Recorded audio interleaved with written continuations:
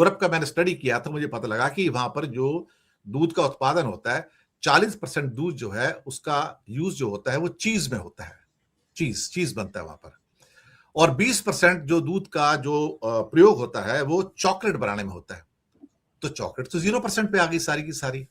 और वो उन्हीं गायों का है ना जो नॉनवेज है सारी की सारी। सर सही बात है। वो आ जाएंगे तो सब बाकी क्यों नहीं आएंगे? और जो चीज बनता है वहां पर उसमें से चीज इंडिया अलाउ नहीं करेगा, लेकिन उसका 20% चीज का हिस्सा जीआई टैग्ड है। जीआई टैग को आप मना नहीं कर सकते, उसका भी एग्रीमेंट इसी जो हमारा ईयू के साथ एग्रीमेंट है उसके अंदर है साहब। जीआई के अंदर फ्रांस का, इटली का, जर्मनी का, कई और बेल्जियम का देशों का एक सुपर फाइन जीआई टैग चीज है।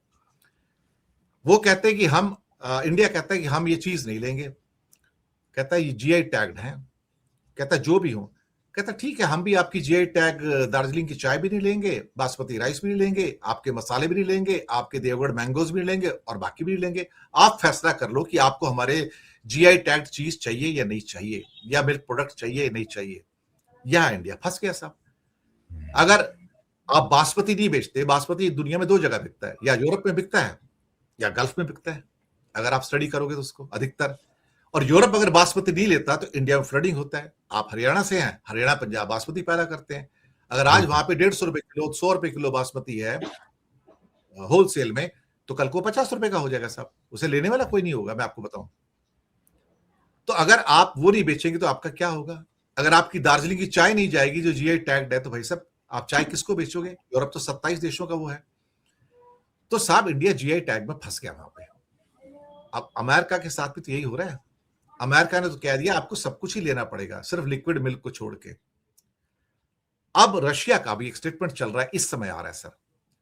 रशिया कहता है हमें इस बात की मोदी सरकार ने कोई सूचना नहीं दी कि उन्होंने हमसे तेल लेना बंद कर दिया है।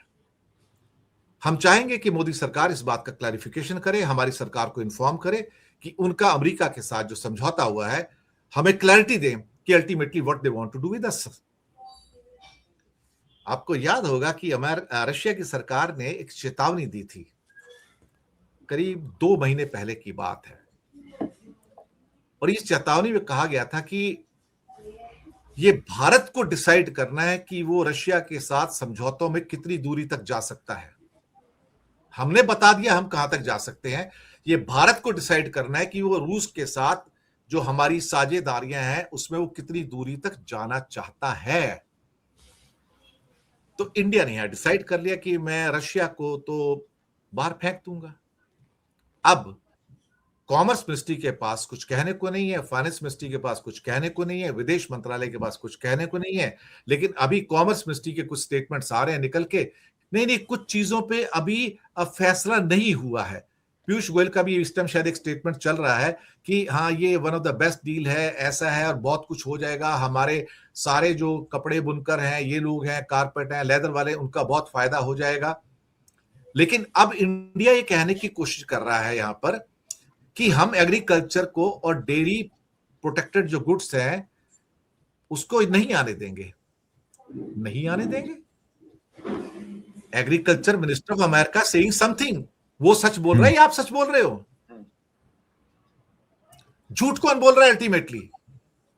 सही बात। देखिए साहब, जो टेक्स्ट आया है एग्रीकल्चर मिनिस्टर का, क्या वो गलत है? मैं तो नहीं मान के चलता साहब। अगर चीजें ये कही गई कि पहले से सब सेटल्ड हो चुकी थी, सिर्फ बातचीत होनी बाकी थी ना, तो पीयूष गोयल क्या अब अपनी इज्जत बचाने की कोशिश कर रहे हैं कि हमने घुटने टेक दिए हैं? मुझे लगता है कि आग तो लग चुकी है, धुआं भी है, सबको पता है क्या हुआ है। राहुल गांधी के भी अटैक आ गया, उसने बता दिया कि कॉम्प्रोमाइज किया उन्होंने। उनके भी स्टेटमेंट आ गए कि अडानी और एप्स्टीन के चक्कर में कॉम्प्रोमाइज हुआ, देश को कुर्बान कर दिया है। मुझे ये पहले से पता था कि मोदी के पास कोई ऑप्शन नहीं है।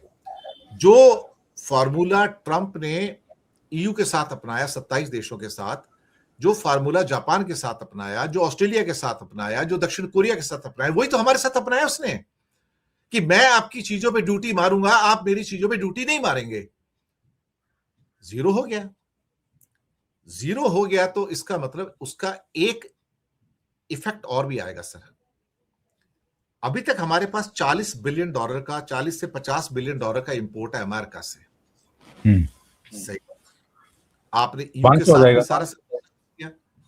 जब ईयू से समझौता किया आपने और आपका वहां से करीब $60 बिलियन का सामान आता था, उस $60 बिलियन के सामान पे जो अप्रोक्सीमेटली 5 लाख करोड़ आता है, आपकी 50 से 60 हजार करोड़ की कस्टम्स ड्यूटी आती थी। तो अगले साल से नहीं आएगी वो।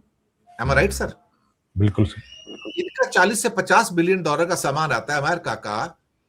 इसके ऊपर मैंने आज कैलकुलेशन किया और मैंने एआई से भी चेक कर लिया, करीब 35,000 करोड़ की कस्टम ड्यूटी यहां से भी चली जाएगी। तो आपकी 1 लाख करोड़ की कस्टम ड्यूटी जो है, जो टोटली 2.25 लाख करोड़ है, 2,71,000 करोड़ टोटल एक्सपेक्टेड इस साल की, अगर ये लागू हो जाते हैं दोनों, तो अगले साल तो 1,71,000 आएगा उसमें से। तो साहब आपका टैक्स कहां जाएगा? और सबके साथ आप एफटी करते जा रहे हो तो बड़ी अच्छी बात है, लेकिन जो टैक्स का लॉस होता चला जा रहा है, कॉम्पनसेट कहां करोगे इसको आप? इसमें तो कोई सोचता ही नहीं, कोई करता नहीं, कोई बात नहीं करता है। दूसरे, जो मैंने नॉन टैरिफ बैरियर की बात की थी, ये सबसे इंपॉर्टेंट चैप्टर है साहब, जिसके ऊपर ईयू ने ना हिंदुस्तान के धुएं निकाल दिए, मैं आपको बताऊं। और हालात कुछ इस किस्म के हो गए कि ये जो सारा का सारा जो नॉन टैरिफ बैरियर्स हैं, जिसको मैं हमेशा ही कवर करता आया हूं, और ये नॉन टैरिफ बैरियर्स जो हैं, ये इंडिया के गले की एक किस्म से फांस बन चुके हैं सर, पूरे के पूरे। इसके अंदर आपके जो चीजें निकल कर आती हैं वो कुछ इस किस्म की हैं, जिसमें आपका कार्बन के बारे में तो हमेशा हम बात करते रहते हैं, आपको पता है कार्बन बॉर्डर एडजस्टमेंट मैकेनिज्म है उसके अंदर, उसके बारे में हम बात करते हैं हमेशा, ये कोई शक वाली बात नहीं है उसके अंदर। लेकिन उसके अलावा कुछ और चीजें हैं जिसके बारे में हम बात करना पसंद नहीं करते हैं, जो हमारे गले की हड्डी है। एक है सैनिटरी एंड फाइटोसैनिटरी सर्टिफिकेट। जितने भी प्लांट बेस्ड प्रोडक्ट्स बनते हैं उनको एक खास किस्म का सर्टिफिकेशन चाहिए होता है, जो इंडिया देने से बहुत डरता है, इंडिया के एक्सपोर्टर देने से डरते हैं, क्योंकि वो अलग से चेक करते हैं यूरोप वाले। दूसरा होता है हेल्थ सर्टिफिकेट, या फूड बेवरेजेस या एनिमल प्रोडक्ट्स हैं, सबके साथ हेल्थ सर्टिफिकेट होता है। और इसमें होता क्या है ना कि हमारे यहाँ सब नकली सर्टिफिकेट होता है। फसाई तो खुद एक अपने आप एक फ्रॉड है, इसके अलावा और कुछ नहीं है। आप जानते हो, कोई भी पैसा देके ले लेता है। इसके अलावा जो केमिकल्स वो जो भेजते हैं हमको, और जो हमारे केमिकल्स जाते हैं, उसके लिए एक रीच कंप्लायंस होता है, वो बहुत ही कॉम्प्लिकेटेड है। साथ में उनके इंटेलेक्चुअल प्रॉपर्टी राइट्स बहुत टाइट है, जो अमेरिका में भी है, जिसमें ट्रेड मार्क्स हैं, इसमें डिजाइन्स हैं, कमर्शियल प्रॉपर्टीज हैं, प्लांट स्पीसीज हैं, ये सब चीजें आ जाती हैं। और साथ में इनके टेक्निकल बैरियर्स हैं कुछ, उससे भी इंडिया बहुत डरता है। साथ में डिफॉरेस्टेशन का रेगुलेशन है कि आपने फॉरेस्ट को साफ करके जमीन पैदा की, उस पर कॉफी उगाई, तो वो कॉफी हमको नहीं चाहिए, ये कई और फसलें वो हमको नहीं चाहिए। पैकेजिंग और लेबलिंग का भी बहुत बड़ा हिस्सा इसके अंदर है, जो अपने आप में ऐसा है कि जहां उसके बड़े स्टिफ नॉर्म्स हैं।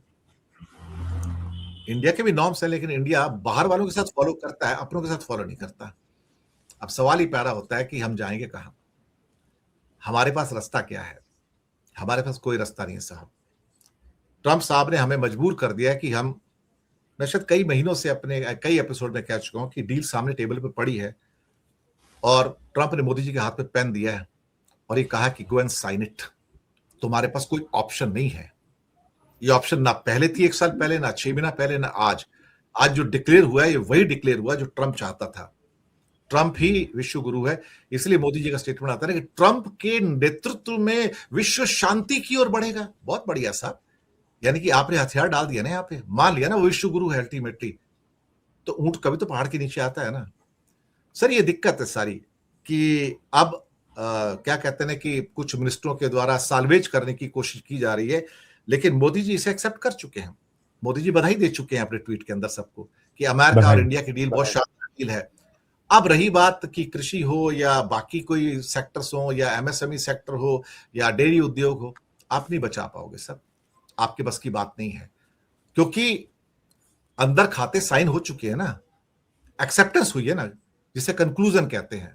जैसे ईयू की डील में कंक्लूजन हुआ ना, कंक्लूड तो हो गई ना, अल्टीमेटली टेबल पर पड़ी है, तो आपको साइन ही तो करना है, और जो दिया गया वही साइन करोगे। आपके पास कोई ऑप्शन नहीं। रविंदर जी। तो सर बिल्कुल